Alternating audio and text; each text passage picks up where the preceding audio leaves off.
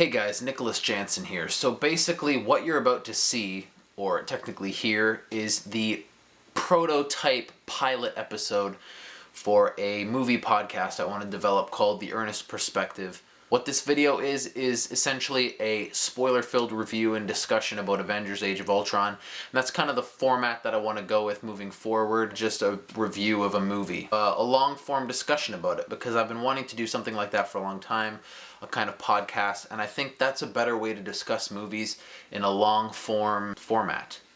Thanks to my buddy Merrick for being the guest on the first episode.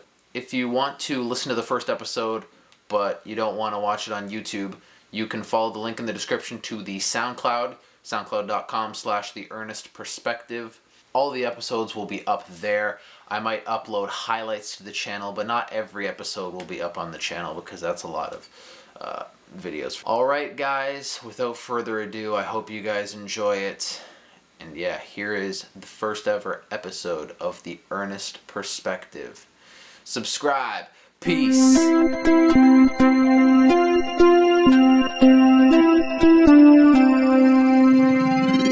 So, yeah, wow. I've never led something before. This is fucking crazy. All right. Age of Ultron. Best movie ever. Oh, yeah. First of all, did you like it? Absolutely. Okay, I thought it was good. fucking phenomenal. Good. Then this will be a great discussion. I mean, granted, I had my issues, but... So, first off, it's the big, the elephant in the room. Is it better than the first one? Oh, yeah, by far. Okay, I agree as well. Cool. This is going rather well. Yeah, I thought everything about it was better, pretty much. It was more focused.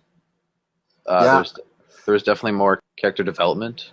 Yeah, from what I saw, like, Josh Whedon's really good at telling a story. Very, very good at telling a story. And, like, he made characters more interesting than they actually are. Yep. Especially, like, with Hawkeye. He was a lot more interesting this movie come. Yeah, Hawkeye, Black Widow too, and even the twins I thought were pretty yeah, well the twins done. are really well done. I was surprised. I know that he couldn't do too much with them because they're not main Main characters or anything. Well, like, not yeah. yet. But even just like cinematically, it was much more cinematic than the first one. Yeah. Like, the shots looked a lot better. You can tell Joss Whedon's a lot better at making an actual movie. Yeah. He loves fucking flipping cars. Yeah. There were a lot of like TV looking shots in the first one. Yeah. They do like Dutch angles and he shot it very like, I don't know, TV. But this one, like especially the opening shot where it's just a long, well, not the opening shot, which was the scepter, but in general, the big opening action scene. What did you think of the action in this one? I thought they like cranked it to 11 with the action. I mean, it wasn't as good as the action in Winter Soldier, but yeah, like it's definitely up there. It's better than the first one, that's for sure. I agree. Yeah, Winter Soldier's still better action. I rewatched all of them before. Oh yeah, except Guardians because I ran out of time, and you know, it didn't really go into the event like Winter Soldier. Yeah, I saw that, I watched it, and then like 3 hours later, I went to Age of Ultron, and it was the perfect lead-in. It essentially sets it up really well. Great segue. But I don't know where else to. What do you want to talk about? What do you want to address? Like we could go into character. We could talk about each character because this is like we're just gonna basically talk about all the characters, all plot. All right, I have some notes on each character. All right, we can start with the big guy, Iron Man, the guy who fucks everything up. Yeah, the klutz of the group, essentially. Yeah, really. I think it's safe to say that Robert Downey Jr. was good. Oh yeah, in the role. That's pretty much a given, especially after 5 movies of being Iron Man. Of being Iron Man, he's just kind of become. Pretty much is. I see him in interviews, and it's like that's just Iron Man. It's just Tony Stark. I don't even know him as anything else. Yeah, it's so weird seeing him try and do something else. I know. Like I saw The Judge, Oh God. and when he's being a lawyer, it's the Congress scene from Iron Man 2, Oh yeah. where he's basically just like being a smartass. So I like how he's matured since the first one, but at the same time, he still hasn't learned. Yeah, he's still like an arrogant asshole. Mm-hmm. And what did you think of the vision he had at the beginning of all of his teammates dead? Oh, seeing them all like That laying set there him dead. on. That really hits home for what's gonna happen in Civil War. Yeah. But I don't know. Like it was interesting. I was not expecting it. That's for sure. No. I wasn't expecting either. And so that's where the cracked shield comes in. Yeah. So it wasn't actually. Because that's yeah. When they showed it in the trailer, like, oh God, fucking Ultron's gonna break the shield. Yeah. And then like you see it in there, it's like, oh, wow. Sneaky guy. Yeah. Yeah, I liked that. I liked when Captain America was like, "You could have saved." I laughed every time. Yeah. How many times have you seen it? Just I've seen it once so far, but I want to see it again. okay, because I've seen it 3 times. Jesus. I spent I saw Cheap Night last week and then twice on opening weekend. So I'm pretty much broke right now, and as far as I need to save my money for Mad Max. Yeah, I only saw it opening weekend on the Sunday. Okay. In IMAX. Well, then it's made a big enough impact on you that you can still. Oh yeah. Still vividly remember everything. Yeah, how was IMAX? Oh man, it was interesting. It was very fucking loud. I was not prepared for that. Yeah, because the news just came out that they're shooting Infinity War. Yeah, and like completely, with the new IMAX cameras. Yeah, which is gonna be freaking amazing. Can't wait to see that. Holy shit. Yeah, I'm so excited for Civil War. It's hard not to talk about Civil War because all the news right now is about Civil War. Yeah. Well, they started shooting, right? So. Yeah, and I left this movie just wanting to see Civil War. Yeah, like so did the I. next day. I'm kind of wishing it came out now. But I was surprised that they didn't really allude too much to Civil War. Yeah, oh, they did, but they kind of did, but they more alluded to like Black Panther. When they left as friends at the end, I was like, okay, what's going on here? Like, it kind of made sense. I mean, with the whole like they pretty much destroyed all of that fucking country or whatever, right? And that's gonna like, from what I've heard, what's gonna happen in Civil War is they're gonna go on a mission. Shit's gonna like, shit's gonna explode, or like stuff's gonna happen to the city, and then they're gonna make the Registration Act. Yeah.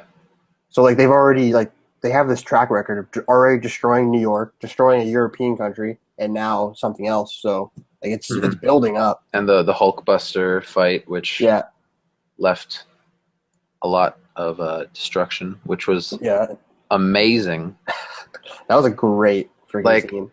I avoided all clips, obviously. Yeah, I only saw the trailer. Apparently, they released like clips of like crucial scenes. Well, not crucial scenes, but like you could see the whole Hulkbuster fight before the movie even came out. Yeah, I saw that. I didn't bother to watch it, but blows my mind that they did that. They really amped up marketing way too much in this film.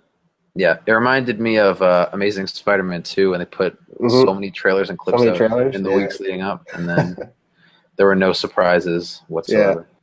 Yeah.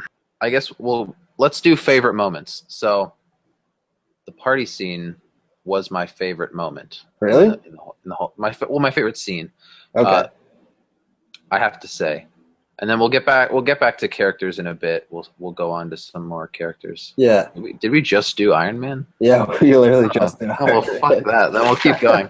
I thought we did Captain America too. Okay. No, we kind of went around it. Let's transition into Captain America. All right. And his role as the leader in this one was a lot more defined. Oh yeah, I like how they actually Iron Man actually made reference to he's the leader. About time. Because the first one. Iron Man was 100% the leader. Glorified side character. Yeah. Like arguably Thor was. Well, he's still trying to figure out his way of the 21st century, I guess. Yeah, the Winter Soldier did a lot for the Captain America character. Yeah. To make him more, not only relatable, but also just believable as a character at all. And then in this one, I like how him and Tony clashed on a lot of things. Yeah. Physically and mentally. The when they're making the Vision and he like swings his shield at him and then he grabs the Iron Man glove and deflects. Yeah. I was like, that's setting up Civil War right there. Yeah, I like how they did that. That's what we can come to expect. And he kind of had them divided. Like Hawkeye was on with Tony and Bruce was with Tony as well, and then the twins were with Captain America. Mm-hmm. You can see that they can both command two opposing sides. Yeah, it really it showed, it kind of like foreshadowed what's going to happen with Civil War, like who's going to split onto whose side. Yeah, and I found that really interesting. Anything else you want to touch on Captain America? I wish Josh Whedon would have let him say Avengers Assemble, because I'm fucking sick and tired of him. Like, I saw the interview where he refuses to use it. Yeah. I hate the fact that he refuses to use it. Because like there's so many comic book lovers that they're waiting for that one line. Everyone in the theater was like, "Are you kidding me?" Yeah, man. I feel when he was giving that huge speech prior to them fighting Ultron, like he's giving that huge speech or whatever, and then like you think he's gonna drop it, doesn't do it, and then like at the end he says Avengers, and then like it just cut, and even in the script it just says Avengers ... Like there's no assemble in the script at any time. And that's what I hate about it. Like, I feel like he should have just said it. Like, it's like. Did you hear the Empire podcast interview with Joss Whedon? No. You should listen to it. It's like a 30-minute interview where he just talks about everything candidly about his things with Marvel and everything. And he said he didn't even film him saying "assemble." Yeah. So it's no trace that it could ever be used. It was never like it's never been introduced into any of the films. And like that's so funny to me. I feel like he's just actively trying to like piss off comic book yeah by doing that. So at the same time, I didn't care. I just want to hear it. But that's like I thought for sure we were going to get it this time. Next movie we'll hear it because Joss Whedon's out. So yeah, we got the Russo brothers, so it should be good. We'll get the studio notes. They'll be like, "You need to say assemble in the next movie." At least once. A lot of complaints. Yeah. All right, so I guess we can get Thor out of the way next. Mm-hmm. I thought he was the most misused character. Like, he had his moments, but his scenes were butchered so much that... For me, I was never really like a big Thor fan, but like in Age of Ultron, he was actually like kind of funny, and like I actually enjoyed what he was doing. Like, his action scenes were not there or anything. He didn't really do much to like advance the plot, but he was like he was the comedic relief it seemed this time around. His comedy was very good. Which was surprising because like he's not really that funny of a character. Yeah. And from the first Avengers, he had that family link with Loki. Mm-hmm.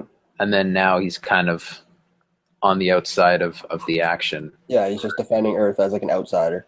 Yeah. Kind of interesting how they did the whole like Captain America tries to lift his hand. Yeah. That was awesome. And then when the Vision actually has it in his hands, and he's like, "Oh, it's really one side or whatever." Next up, we'll talk about Bruce Banner, aka the Hulk. The Hulk. So, I guess we'll go into Black Widow after this one because these two perfect segue. are quite linked in this movie. Oh yeah. The trailers were hinting at it, and then we all knew that the romance was real. Yeah, I'd seen a meme, a very, very like X-rated meme prior, like from the first Avengers, prior to like what, like, and then when I finally saw Age of Ultron, like the meme kind of just like became a reality. The Hulk wasn't as good as the first one. No, he would definitely. He didn't have the same moments of impact that he did in the first one. Mm-hmm. But at the same time, I liked him. I enjoy Mark Ruffalo in the role.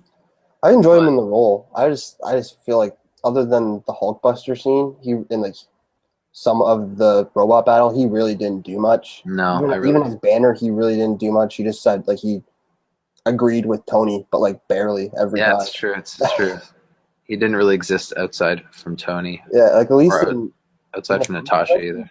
In the first Avengers, I know like when they're having a science like argument, he gets into it with Tony. This time he just seemed like Tony just twisted his arm and he just agreed. Yeah, he's like, okay. Yeah. All right. Also, did you like the lullaby thing that they did to soothe the Hulk? Nope, no? I liked it the first time, but I can see that becoming like a joke pretty quickly on. I wasn't a fan of the relationship, to be honest. No, you didn't.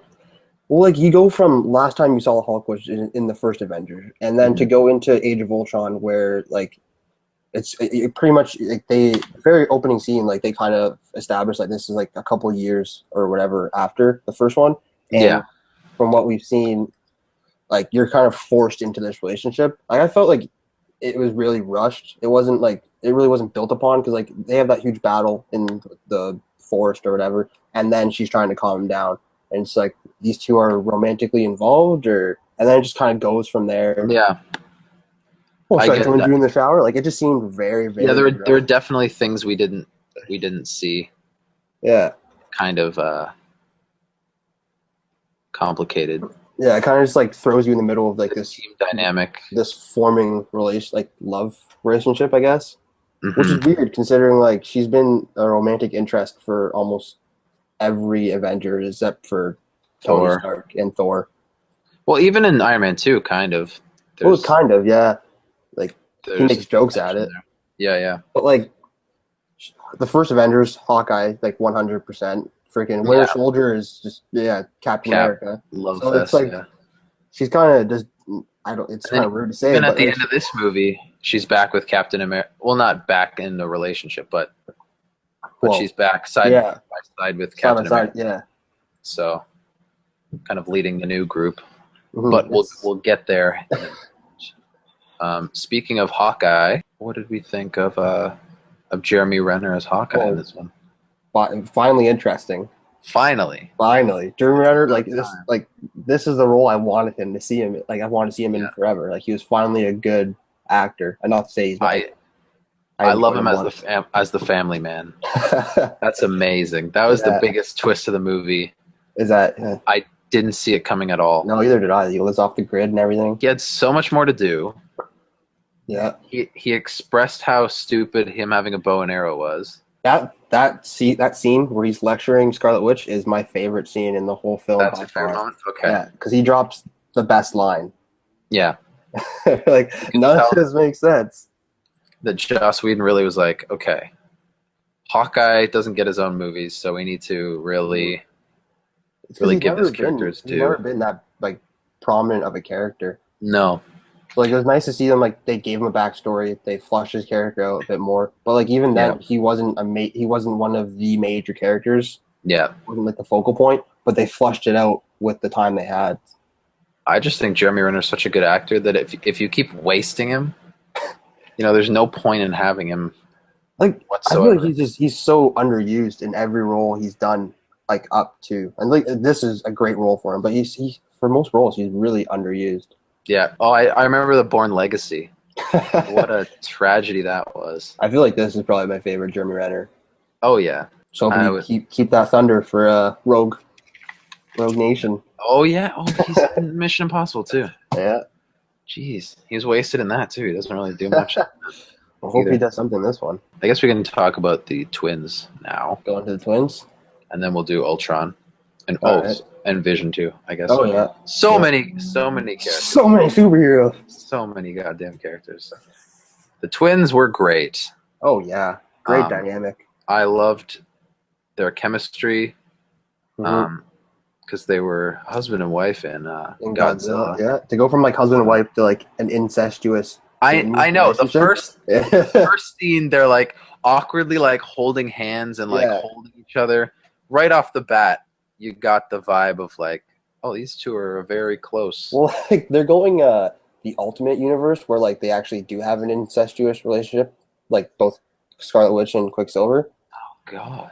So to see that kind of made sense, but then again, when she gets saved by the Vision, that's kind of another love interest she has. So yeah, I knew about that one. I didn't know about the incest. Oh, the incest? Yeah, that's a thing.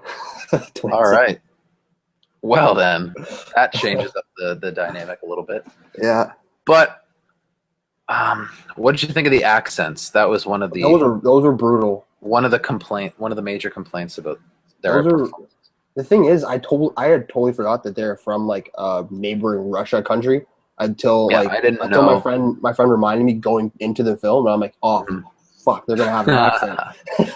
Yeah, the trailer doesn't show them talking at all. Yeah. So I So was like, then when they started talking, I was like, that's really bad. But and like there's a, towards the end, like the later half of the movie, like I just kind of like pushed it yeah, aside and just got over the fact yeah, that their accents were going to be the thing. So I know like Elizabeth Olsen, she broke her accent when she was like freaking yeah, out in one of the yeah, scenes. yeah. I was So about to say that. There's one part where she just completely drops the accent, yeah. and I did notice it the first time, but the second time, like, oh my god, Oh yeah, I did. I was like, that's Jesus. glaring. Um, Not surprised though. yeah. I mean, the first time I saw it, I was in like a euphoric state of mind. I was like Yeah. giggling the whole time. Like, man, Amped up. even the second time, I was like, like this movie like changed my life, man. Yeah. And Scarlet Witch's powers. My friend and I were making a joke that like She's just it weird. seemed like they made them up as they went along. Yeah. Like she could give people visions. She could brainwash people. Like she brainwashes the Hulk. She can control a train that's going off the track. She Mm-hmm. can blow up like 50 robots at once Well, like she's supposed to if have the she's ability of angry. like probability, like that happens in her favor. So Okay. pretty much just bad luck. But what they did with this film, like she become like later on in the comics, she becomes like one of the strongest characters because like her powers are really untapped, which like Oh, okay. you see in the film, right, when she freaks out and kills all those things after Quicksilver like kicks the can. Yeah. But like yeah, so they kind of gave her more powers, but she's still unsure on how to properly use them or has figured them out fully. Oh, okay. So I feel like she's gonna like towards Infinity War, she's probably gonna become a more stronger, prominent character. Yeah, they'll explore Yeah. more about her character for sure. And Quicksilver, I am a Marvel fanboy, but I did like this Quicksilver Oh way yeah. better than the last one. I think this Quicksilver was done correctly as Mhm. opposed to Days of Future More, Past. yeah, more true to the comic. Yeah, he was more like he was comedic but arrogant. That's like the one thing you have to describe. Yeah, Like, he was an arrogant character. Like when he tries to grab Thor's hammer, just like it was like the arrogance and it just sends him flying. Like yeah, he was just a stronger character overall. Like he had an arc mhm. because Super protective of his sister, which he's he supposed to be. and then he grew to sacrifice himself for Which for like Hawkeye. I'm interested to see what when the Blu-ray comes out because like they filmed the whole movie without him dying, right? Yeah, yeah. And like I know Kevin Feige has said like he's 100% dead, but it's you never believe anything that guy says. I hope he is dead. I Just mean, just for the sake of they always do the fake out yeah, but I wouldn't be death. surprised if they did bring him back because like he is, from what I've heard, he's been like one of the most loved characters about the film, and Mhm. like Scarlet Witch's powers are still unexplained, so she could probably bring him back. We're not sure. Uh, Inhumans, Yeah, I know in the comics he gets like the ability to time travel from like the Inhuman crystals or whatever. So like yeah. come to 2018, that could be a thing. I'm sure Uh, she could still see him in her mind if yeah, they wanted to do that going well, forward. that's the thing. All they did is they took his body, so like anything can happen. I mean, Mhm. Nick Fury survived, Bucky Barnes survived. Yeah, Coulson Yeah, saying in someone's the 100% TV. dead, I'll never listen to that. So like, Yeah, but the same way that Coulson's death kind of inspired the Avengers to go forward in the first mhm. one, her or his death kind of inspires Scarlet Witch going forward and gives her more Yeah, strength. So I hope they don't go back on it. I don't know because they need to kill someone. I Like understand. Like we know in a war Captain situation, America's probably going to die eventually yeah, for good. it was really interesting to see him like to do that. I mean, I thought he was one of the best characters. Like, I would have rather see him survive Yeah, because like yeah. him and his sister have such like a good duo together. But yeah, I guess someone had to die, and Yeah, I love how Joss Whedon said he was building up purposefully to kill Hawkeye, so hmm the audience thought that, and then pull the rug from underneath because everything Hawkeye said, like right at the beginning, he's like, "I'm gonna live forever." yeah, Then he's like to his wife, "One last project," hmm And then like he kept talking about his family, and we're like, oh, we meet his family. He's definitely. I mean, I knew he wasn't going to die because they already announced he was back for Civil War. But that's what I hate too. They announced the films years in advance, so now you know exactly what's coming next. And now they're confirming like everyone for other movies. Like they just confirmed Paul Rudd in Civil War. So like, okay, there's probably gonna be like a segue or a post-credit scene showing that after Ant-Man. Yeah. One thing I do like about the casting that's coming out is General Ross from The Incredible Hulk. We're finally gonna get. Oh yeah, The Incredible Hulk connected to this. Because a character or an actor is actually going to come back from that movie. So it doesn't just... Because I was watching it. I don't like that movie at all. Okay, yeah. And because they recast Norton, there's like nothing tying it really except the Tony Stark cameo. Because I heard Tim Roth said he was supposed to be in the Avengers. Oh, okay. As the Abomination, but he got written out or whatever. Like in an early draft. So that would have at least connected the character. Because... Like, The Incredible Hulk is just as standalone as the old Ang Lee movie at this point. That was my problem with, like, the relationship between Black Widow and the Hulk. Because, like, he has this huge, like, history with Betty, right? And then just, like, it's nothing. She's immediately gone. Like, he's living in New York, but she's just not, like, she's not a factor to him whatsoever. That's why it kind of seemed really, like, once again, bring that back. It just seemed forced. I don't know. Okay. I get that. Final remarks on the twins. Do you think killing Quicksilver was a good move? From a narrative. From a narrative point, yes. From like more character development, they'll probably get. Now it'll be interesting to see where her character goes, because like she seemed more like relaxed, refined with her brother. So like now her powers are probably going to go haywire. Who knows what's going to really tie her down? So like she could even cause the accident at the beginning of the of Civil War. Yeah, like she can. I feel like that's probably where they're going to go. Like if she's too unstable emotionally, which she definitely is going to be. So next, I guess we'll touch on the Vision, because a lot of people say he's the coolest dang character in the movie. I felt he was done amazing. That was a great role for Paul Bettany. He looked great. Yeah, and I don't think they could have made him better personally. Like they did it really well. Like I just read an interview with Paul Bettany. I'm not sure if you saw it, but like before he had gotten offered the role for the Vision, he had just gotten out of an interview with a bunch of movie producers that said like he's probably never going to get work in Hollywood ever again. Really? And he was sitting on the road, and Josh Whedon called him and said, "Do you want to be the Vision in the new Avengers?" And then he said yes right away, and then he immediately flipped off the building behind him and just like went on his way. Wow, that's awesome. That's really cool. Yeah. Paul Bettany's never really stood out to me as an actor. I know he's been Jarvis in all the Iron Man movies and everything, but now I like how they made that reference. Like he sounds like Jarvis, but like it's it's a new character. He has Jarvis's voice, but it's a new being. I like how he gets a cape. He looks over at Thor, and then he just makes himself a cape. Just because like that looks cool. Because there's no reason for him to have a cape. I just think that he's going to be such an interesting character, but he's on the block to die right in Infinity War. Yeah. He's got that thing in his head. That Thanos needs the gauntlet, so he's dying for sure. It's got to come out. Yeah. That's the thing. Can he live without it? That's the thing. He's not in the. I don't believe in the comic books. He's made with a gem in his forehead. So I have no idea. I don't really know that much about the Vision. No, me neither. I assume if he's removing out of his head, there's no way he's going to be living.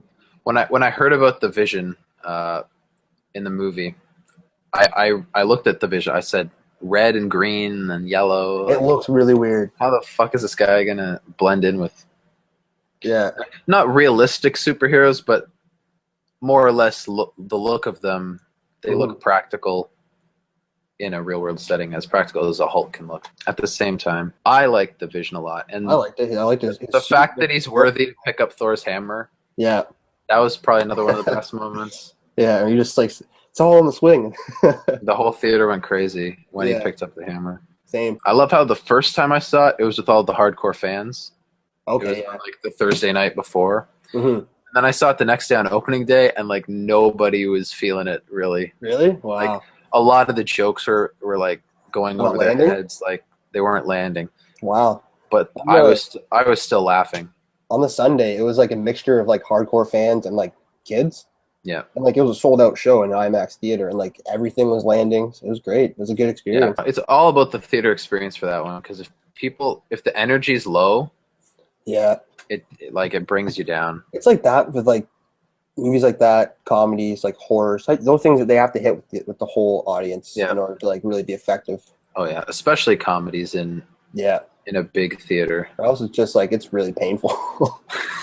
So I guess we'll finish off this character discussion with Ultron, the man in the title. Oh yeah, I fucking love Ultron. I don't. No. Oh my god, I love how sassy he was. Well, because he's an extension of Tony Stark, right? I actually wrote like a huge thing about that. So it makes sense why he kind of shares some of the personality traits. Yeah, that's the thing. I mean, like, I understand like he has like that Tony Stark like comedic tone, and it makes sense for the way he's done. But the way they market Ultron is like this dark, intimidating. Like, I'm supposed to be a serious threat. And like as soon as he made his first joke, which was like really unintentional for his character, but like it's like it's a joke in the script or whatever. Like I immediately could not see him as a threat anymore. No way. And like for me, he kind of became like a joke, and like even it goes back into the amount of times you actually like you see Ultron fight people compared to the robots he uses. Yeah, it's really like he's so underused. That's true, especially in the final fight. Yeah. He barely really does anything at all. Yeah, he gets thrown out of it's thrown out of a jet. Which is a shit. I hope they keep him around. I know the thing is the Vision kills him at the end. But I hope he sticks around in the movies, because I think he's really cool, and they need to stop killing villains off. Yeah. Like apart from Loki, pretty much every other villain has died. And that's bullshit. Yeah. I want my dream villain team is Ultron, the real Mandarin, who is apparently out there. Yeah, who's still out there. Thanos, and then like I don't know, the leader from the Hulk. Okay, yeah. That would be pretty cool. Anyway, my villain group is like Thanos, freaking Norman Osborn. Oh yeah, they need they have to if they need to bring him into the. If they ever get the rights to Fantastic Four, Doctor Doom is one of the sickest villains if done correctly. Yeah, I have a question about that actually. So you know how there's a rumor that the X-Men are going to the new Wolverine movie is going to be the end of that series? End of the Bryan Singer series, yeah. Do you think they could potentially strike a deal in the future, and that's why they're ending it? I don't. Because the way Fox and Marvel have dealt with each other over the years, there's a lot of bad blood, and it seems to be getting worse and worse. Yeah. With like, Marvel ended the Fantastic Four comics for a while. They killed off Wolverine last year. They killed off Deadpool this year. So like they're really trying to separate themselves. Yeah, these upcoming Fox movies, but like at the same time, like those are some of the most interesting characters Marvel has. Yeah, I know that won't like really tied to the whole like movie thing. So it's a bunch of it's all about numbers. Mm-hmm. But I can't see them striking a deal like unless Fox goes through like a huge thing like Sony did. I don't see it happening. Yeah, if Fantastic Four just flops. Yeah, which it might. I think it looks really good. What's his face got fired, right? So Best moment with Ultron was either at the beginning when he first comes out as that robot. The Iron Legion. That looked creepy, and I think he shouldn't have had a moving mouth. No, I didn't like. He had like teeth, and I did not like. Yeah, his face. Really his face, I didn't really care for at all. Yeah.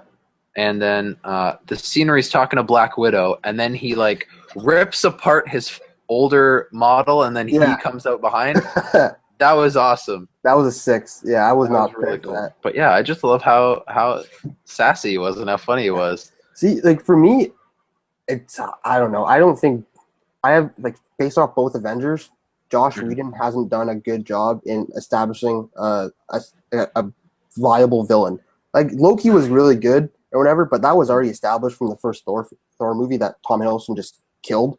True. And like he introduces the Chitauri or whatever, right? And they're not like they're just kind of stand-ins. Like they're nothing faceless. They're nothing really like big or like well, they're big. Yeah, right? They're nothing like they're not dangerous. As like Ultron, I thought was going to be a lot more dangerous. Like when he comes into the party scene, that I was like, this is what I want to see. And then like it kind of just like from there it went downhill for his character for me. Okay. And I was like, okay, like so far he hasn't been able to construct a villain that I can fully buy into, which is why I'm psyched for the Russo brothers to take over because Winter Soldier as a villain was fully thought out, well done. Yeah.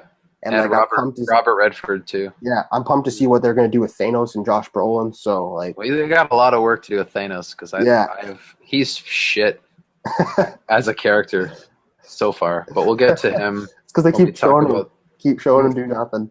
When we talk about the post credits, we will get to that. I love how the Age of Ultron was only like a few days. Yeah, till he was destroyed. Happened in like the span of 4 days. So the title really didn't make any sense at all. Well, like I heard that they took the title from a series that happened in the comic books just because they liked the way the title like flew. Yeah, yeah. So it's like, oh, we're just gonna take this title because like people, like I know a lot of people. My friend personally bought that like graphic novel thinking that this was going to be what the movie's about, and it has nothing to do with the movie. Just that they like the title of it. I love how every movie is like Age of blank, like the Transformers Age of Extinction. Yeah. And then like Age of Adeline is playing right now. Yeah, not watching that. It's like people could be confused, man. Age of I think Age of Ultron's a romantic drama. With stars Harrison Ford. But did you like James Spader's voice? I did. I did like James Spader's voice. It was perfect for the role. I just really wish they'd written out those like comedic lines. Okay. They promoted Ultron horribly. Yeah, because like they show that trailer and like when he did not match, when he rips that head like or he starts pulling the strings like that with his voice is so like it's so intimidating and like I thought it was gonna go from there and then it kind of just like dialed back a bit. So Ultron, you weren't thrilled with? No, I was still more of a Loki fan. True enough. And we'll see him. We'll see Loki soon enough. I love how they know how great Loki is. We're getting Ragnarok next year, so we're seeing right? No, we're getting Ragnarok 2017. Year after, yeah. Yeah, we're getting. It got pushed to November because of fucking Spider-Man. Yeah, and then we're getting 3 movies starting 2017. Yeah, I'm pumped. Okay, I'm so pro Marvel right now. Oh yeah, and everything DC's doing. It's because DC's not even fully sure about their like movie slate yet. I heard they hired like 4 writers for Aquaman, and then they were like, "This one screenplay is totally useless because we're changing directions." Yeah, like I heard that like if Batman versus like if that movie doesn't do good financially and like critically, they're like DC's cinematic universe is already shot in the foot. It's going to do amazing financially. That they don't have to worry about that. No, but critically, that's going to be where they're hugely judged. Did you like the Suicide Squad pick? Nope. No. Okay. Nope. All right. Well, we'll stick on topic because we could go off on a tangent for a long time. Yeah, DC's a different game. Sad though, because they have so much catching up to do. Yeah. And they'll never catch up. Oh, it's really hard now. All right. We'll talk about the final battle. Did you think it went on too long? And I thought there's a difference between Avengers and something like Transformers, where the end is going so long and you don't give a shit about anything that's happening. Yeah.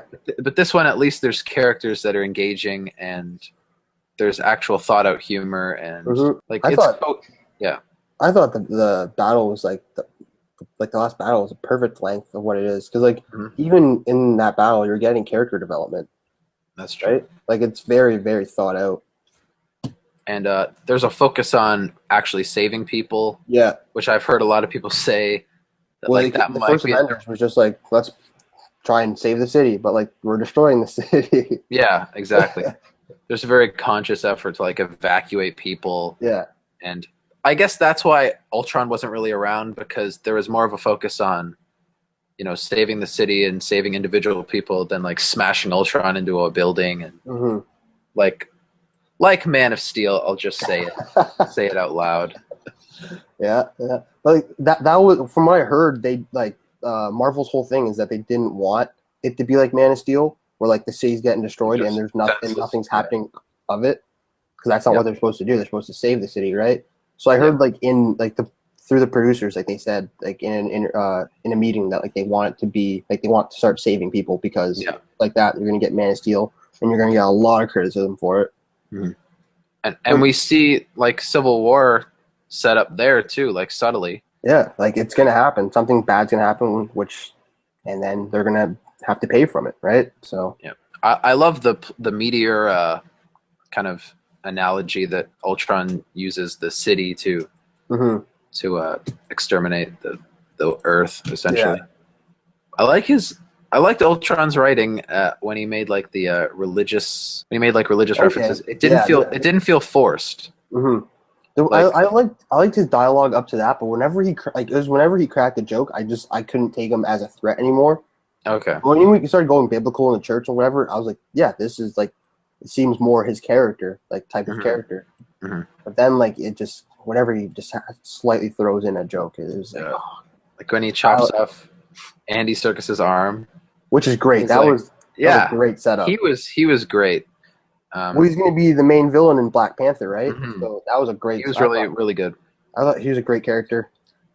He chops off his arm. He's just like, "Oh, I'm sorry. That doesn't look like it hurt very much, or whatever." Yeah, I looked at as soon as he said that, I looked at my friend, and he didn't look like, well, why did he say that? We're just like, "Come on, you killed a pretty intense moment." Yeah, he just like kicks him down the stairs. Like, it's a mix of like super intimidating and like goofball. Yeah, it just kind of comes off like parody slapstickish, which kind of, I don't know. For me, it's like how I can't really buy into the fact that he's supposed to be like a huge villain if he's making like jokes about it. I don't know. His character, it goes with the marketing though. His character wasn't marketed like that. Yeah, that's true. That's not really Joss Whedon's fault. That I mean, character looked. They don't make the trailers, so like. Yeah. But like I thought he was going to be like going into the movie. I thought he was going to be. More force to be reckoned even with the marketing, because like with Loki, I understood like what type of character he already was. With Ultron, like based off what I've seen in the comic books, I thought he was going to be like a serious threat, and like, but then again, he wasn't part Tony Stark. You could see where the jokes come from, and that's what I got. It kind of Tony Stark's the dad, Ultron's the son, and then Vision is kind of like the grandson. I just didn't like that take on it. I guess we can touch on the final scene where all of our heroes go their separate ways. Yeah. Hulk is in a plane. Maybe he goes to space. I don't know. What I would love is if he is in the post-credit scene of Avengers 2, or not Avengers 2, Guardians of the Galaxy 2. Okay. And he's kind of coming back to Earth with Thanos. Okay. That would be sick. And then he eventually gets back and blah, blah, blah. Yeah. But I think that would be cool to have Hulk in the post-credits scene. Because I think Hulk's going to be out of commission for a while until... I don't think we're going to see him until Infinity War Part 1. If that. Because they want to save Hulk for later on. I think he's going to be like Avengers Infinity War. Yeah, he's going to stick around, I think. Yeah. Because like there's so much lore for Hulk, right? They could do literally whatever they want. Yeah. So like by sending him off, they kind of just like, okay, he's not going to be in these movies for a while. So. Yeah, I like the line he says to Black Widow, "Where in the world am I not a threat?" Yeah. Kind of setting up They kind of set up like the Planet Hulk. That he might leave Earth. Yeah. He feels like he's not a threat. And Joss Whedon originally had him look up at the stars in space, kind of like insinuating. Then the exec said no. We don't want to imply that. So that's why he's looking up at the sky. Yeah, I know Joss Whedon originally wanted him to turn gray, which is like, if he turns gray Hulk, that means he can actually speak as Bruce Banner, but in the Hulk body. That would have been cool. Like that would have made a lot more sense. Yeah, instead of just looking like he smoked a bowl. Yeah, like he understands Black Widow, but like he's just no. Yeah, like. I don't know. A lot of things would have added more Hulk or Thor scenes. Yeah. In the trailer, there were other shots of that cave because I didn't really know what that was all about. I still don't really know what that's all about, but we'll find out Ragnarok, right? So That's true. Yeah. Oh, before I forget, the dream sequences yeah, or the visions or whatever you want to call them, I thought they were probably some of the best parts of the movie, especially Black Widow's. I enjoyed Black Widows because it actually fleshed out her character. I don't watch Agents of Shield where they've made they made reference to the Red Room or whatever. I don't watch that. So like seeing that in the MCU was good for me. I watched the first 5 episodes of Agents of Shield, and they're the most boring. Yeah. Like TV, like network TV. Like if it had the budget of like an HBO show or AMC or something like that, it would make more sense. But it just looked so bad. And then I like the idea that Coulson's dead. Yeah. So what I don't like, I didn't like the Captain America's like he's home, everything's okay. Yeah. I didn't like that vision with Haley Atwell. No, I feel like I knew she was supposed to be in the movie, but that kind of seemed like she's supposed to be an Ant-Man too, and like flashback. She's popping up everywhere. They released a prologue, like 2-issue prologue comic for Ant-Man the movie, and like it kind of explains where they go from present day into, back in the past to where they're going to be in present day for the film. So it sets up like Michael Douglas's character, Hank Pym, yeah, and like he's doing missions for Shield or whatever. Okay. Like I understand why she's going to be in that movie now, but I don't like her. I feel like her cameo was really just like the fact, will we have her at our? Yeah, we could put her in wherever we want. I liked the guy who's like dabbing up like wine off the guy's shirt. I thought that was gonna be like a set off in his head like combat, because it kind of looked like he was tending to a wound. Mm-hmm. That was kind of cool, but they didn't really do anything with that. So nothing really happened with it, so it kind of seemed like okay. And then Thor's one was just kind of confusing and pointless. Thor's literally just set up like that. That's what's supposed to happen for Ragnarok. It's vague setup for Ragnarok. Yeah, because it's supposed to be like apparently it's supposed to be some like mythology type thing. Like that's supposed to happen with a whole sequence of stuff. I don't really know anything about the whole mythology of it. Mainly, I just liked how they were shot and how they were kind of edited into the like Thor turns the corner and he's like in this different room, or she's going down the stairs and then she's in the Red Room. Yeah, it was cool, and it demonstrated Scarlet Witch's powers again. So, I mean, I heard Joss Whedon fought a lot to keep those in the movie. Yeah. I know we're talking about a lot of like, I heard Joss Whedon wanted this or that. I heard he had a lot of problems. Well, yeah, I mean, I could expect out there. What he like based I hope off we get a director's cut. Based on, well, yeah, that's what we're supposed to get, right? We're supposed to get an extended edition and all the like alternative ending or whatever. But the way he's bad mouthing Marvel, I don't know if they're gonna let him put. That's the thing. Like cut. the way like he's been running his like press tour for it. Yeah, I don't. It's a lot of negativity. Yeah, I don't see Marvel like ever like, you know what I mean? Like he kind of seems like the way he's talking about it is like he was working for Hitler, which in a sense you got to bite the bullet when you're working with Marvel. You got to kind of accept that fact. And he just finished saying Edgar Wright's script for Ant-Man was the best script they ever had. Yeah, right as Peyton Reed's Ant-Man's about to come out, so it's kind of like honestly, I feel like that was just a shot at Peyton Reed. There was really no need for that. Honestly, your movie's gonna be shit, buddy. And like the full-on trailer for that movie doesn't look bad. No, Ant-Man looks fine. I actually want to see it, so it's not gonna be like top 5 MCU movies, I don't think, but it doesn't have to be. It just has to serve its purpose.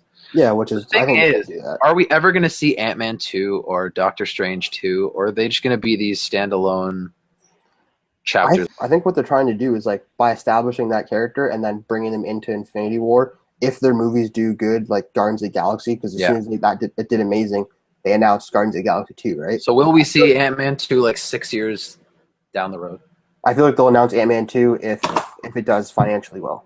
Yeah. I'm worried about Ant-Man just because the villain climbs in a similar suit and fights him, and it's kind of like Iron Man flashbacks of like first 2 Iron Man movies. That's like, but that's what, when I first heard the villain was going to be Yellow Jacket, I was like, well, Yellow Jacket's one of the multiple characters that Hank Pym originally creates and becomes. So I guess it makes sense why the guy steals Hank freaking the Yellow Jacket suit or whatever, or they make it. I don't know what they're gonna do with it because he becomes the Yellow Jacket at one point. So like, yeah, I was really impressed with the new trailer for Ant-Man. Yeah, I feel like as long as they do financially well, we'll see. We'll like post Avengers, we'll see more of their films. Yeah, like what else is Marvel gonna do? They gotta make money, right? Yeah, exactly. So Thor's back in Asgard. That's where he's gone. Hawkeye's back with his family. We're cool with that. He's back with his family for a while. Yep. I assume he'll be. Yeah, it was Velma from Scooby-Doo. Velma, yeah. I was like, what the fuck? Yeah, I like when she says, "I support your avenging." Mm-hmm. That was funny. It's a great character. The whole, it worked for me. The character development there. I preferred the slower moments to the more action-packed stuff because I like these characters. Yeah, I really like. That's the thing. I love Josh Whedon's dialogue. The way he's able to tell a story through characters' interactions is phenomenal. Yeah. And that's what I really enjoyed. This one was way better written. Oh yeah, like the dialogue was way better in my opinion. Yeah, anyway. The best moments are personal moments between characters in the whole movie. Like the Hawkeye Scarlet Witch scene. Yeah, was just a simple moment. It was probably one of the best. It's my favorite moment of the whole movie. And then who else? Iron Man's out for a while, out of the team. Yep. So I think they're going to set him up as kind of like an anti-hero in the next one. Well, that's the thing. Because I heard, yeah. Because Captain America is obviously the hero. What's it called? I was reading something not too long ago, and I can't remember what it was, about the person that killed his parents. Oh, sorry, for Civil War, because Bucky Barnes supposed to be a main character in Civil War. Yeah. But the Winter Soldier killed both of Tony Stark's parents. Right. So we can see why he's going to take that side, and there's going to be clearly something going on between said characters. Because Cap will defend Bucky for sure. Yeah. So Captain America and Black Widow are leading this new team made up of Vision, War Machine, Falcon. Is there one more? Scarlet Witch. Scarlet Witch. Right, I knew that. Okay. That's all we have right now. What do you think of this mini team, this new roster? I'm not surprised. I felt like there's going to be a new setup for who the Avengers were going to be following this movie. So I'm not surprised. That more diversity for sure. Yeah. I feel like that's what they're trying to do now. In every type of movie, it's we have these huge universes. Let's go for diversity because everyone's demanding diversity nowadays, right? And we're also getting Black Panther soon, and then we'll have Captain Marvel. That's what I'm interested to see when they're going to set up the first implement of Captain Marvel because they still haven't done it. They set up Black Panther perfectly, but we haven't heard a single reference to Captain Marvel. They've referenced Stephen Strange and Winter Soldier. So it's only a matter of time for I think it's probably going to be Civil War or maybe they might reference an Ant-Man, but I doubt it. Yeah, probably Civil War. We'll get when they talk about all the heroes registering because we know Captain Marvel isn't going to be an origin story, so she'll already be. Which is, I honestly don't even know what her origin story is. So, it probably would have benefited a lot of people. Yeah, really. And then we'll talk about the mid-credits scene. Yeah, because there is no sorry, not a scene. A 10-second moment.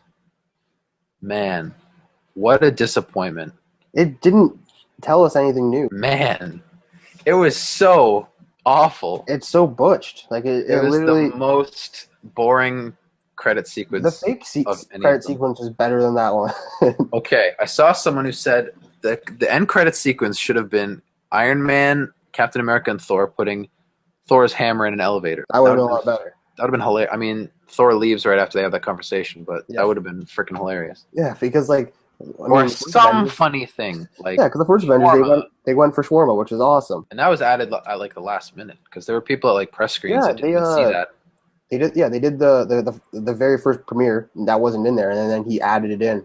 So that was awesome. That was totally unexpected, funny. Even the Howard the Duck bit, it was so bland and what a way to go out, you know. I wish they would have at least alluded to something we didn't already know. Like Thanos having his own personal Infinity Gauntlet. I'm not surprised that they wouldn't be a left-handed one and a right-handed one. Because of course Thor, they have the little Easter egg. Yeah, but like in the Thor one, it already has all the gems in it. So like it kind of is that the fake one? Yeah, I was gonna say it doesn't really make much sense at all. Like pretty much sat on a chair, and we've been told he's a threat. But we haven't actually seen him do anything. You know, like Guardians, they make the reference that Thanos is the big guy in charge. Yeah, we never see him do anything. You know, the thing is, like I enjoy Josh Brolin's like him talking as Thanos, like. Great. Mm-hmm. He looks like the role. Yeah, yeah, for sure. Perfect. He just he hasn't done anything, and they haven't shown him doing anything. In the first Avengers, they show him sitting in a chair. Second one, he's grabbing a glove. Guardians of the Galaxy, sitting in a chair. That's what I'm worried about for Infinity War, is that we're just going to be thrown in, and like, who is this guy? Why should we care? The thing is, I feel like Guardians of the Galaxy 2 is when they're really going to start hitting home. In like to where because like there's 6 gems. We've only seen 4 so far. 4, yeah. So there's 2 more we got to come across, and I'm assuming Ragnarok or probably Ragnarok and Guardians 2. Yeah, I hope Guardians 2 isn't once again about just having a gem and then. Yeah, well, apparently it's supposed to be about like Peter Quill, right? So like I'm interested to see what they're gonna do with Thanos, because like with that glove, you pretty much become a god. We'll finish off here. I want to do some rapid fire for you. Rapid fire. Ooh, buddy. About the MCU in general. All right. Best character in the MCU. Like, altogether? Yeah. Oh, fuck. Jesus. I don't know. All right. We'll come back. Best scene in any MCU movie. Any MCU movie? Yep. Or best moment. It's freaking Scarlet Witch and Hawkeye moment is the best. Okay. I would also accept the Hulk smashing Loki. Yeah, that's a great moment. Also when the Hulk gets punched in the face a lot. Yeah, that was good too. Buster. Yeah. Best Phase 1 movie. Best Phase 1 movie? Yeah. Iron Man 1. Okay. Best Phase 2? What would we consider Phase 2? It's Iron Man 3 up until now. And Ant-Man's technically Phase 2, but we'll say so far. Oh, then Winter Soldier. Yeah, I would agree. Okay, this is based on the casting rumor for Spider-Man. Asa Butterfield or Tom Holland? Okay, I gotta explain this how I see it. Okay. Asa Butterfield, whatever, I don't like the way he looks. He kind of looks like a molester, not gonna lie. He kind of comes off like a creepy-looking guy. So Tom Holland? But he's also like, he's this guy. He's super untested, and like, I'd love to see him do something prior to getting like thrown into the role of Spider-Man. Yeah. But at least he doesn't look like a molester. So like a molester. Who's your dream Spider-Man? Oh, it's Dylan O'Brien, hands down. Okay. Yeah, I thought that would have been a good idea. Either Dylan O'Brien or Even Logan. Logan. Yeah, those are my two. Like, if they could pick anyone. Remember Sam Strike? Oh yeah, that was a heart attack. All right. Anything else you want to say about the Avengers? Age of Ultron. Age of Ultron. Except that you got to see it again. Oh yeah, fucking awesome. It's one of those movies you could totally rewatch over and over. It's very rewatchable. Oh yeah, better than first. Yeah, I agree. All right, man. Yeah. Thank you. We've been talking for a good hour. Yeah, probably longer. Probably talk about this movie for friggin' 5 hours. I don't think I wrote anything else down. I guess like my favorite MCU character. Yeah. Honestly, it's not even in the MCU. It's gotta be Daredevil. Yeah, which I guess like I still like if I had to say anything, Daredevil is the best thing that they've done to date, personally. Okay, so, I'm two episodes in. Oh, I'm working on it. Did you like the second episode though? I loved it. I love that freaking like. I like his character. He needs to be in the MCU. Yeah, he really does. Very soon. He's one like I think that's the best thing they've done. Darkest thing they've done. Definitely not for kids, but no. And I like that. I think it's like a crime drama. Yeah. It's different. I enjoyed it. It's cool. Probably my favorite character that they have so far, but the reason it wouldn't work as a movie is because we're getting like into this like cosmic universe and everything. Yeah. So like a Daredevil story would feel so small. Mm-hmm. And I like how they're doing it on TV or like Netflix. Netflix, yeah. Well, thanks, man. No problem. Thank you. Let's do this again sometime. Yeah, I'm down. Maybe for Mad Max. Yeah, I'm actually gonna go check it out opening day. So. Yeah, I don't know when I'm gonna get to see it. It's been the movie I've been most psyched about all summer. Yep. So yeah. Everyone I know has said good things. So yeah, like all the people who live in Toronto are already seeing it, and I'm like, what the? Oh fuck! I wish. This is bullshit. Like one day I want to be able to get into like press screenings. Yeah. Or whatever. Same. To, like Same. get some credentials and just. I just really hope it's nothing like Beyond Thunderdome, because that is like, oh my god. I'm not familiar with the series at all, so. Oh man, second one is like Fury Road's supposed to be like like a kind of a sequel to The Road Warrior. So if you're gonna watch anyone, watch that one. Okay. Because I've seen the first Mad Max long ago, like 5 years ago. Yeah. Well, I watched all of them like yesterday. Yeah. All right. I guess we'll sign off. Yeah. Talked for an hour about movies. It took us a while to get started, but yeah, it was a good talk. Well, maybe we can add more people next time. Yeah. If you have a friend or I have a friend, I don't know. Yeah, we can just get them all in. Or if you know anyone from the online world, we'll get a discussion going. Yeah. More the merrier. I don't know. All right. Cool. Good to hear. All right, man. Talk to you later. Yeah, take it easy. Yeah, you too, man. Peace out.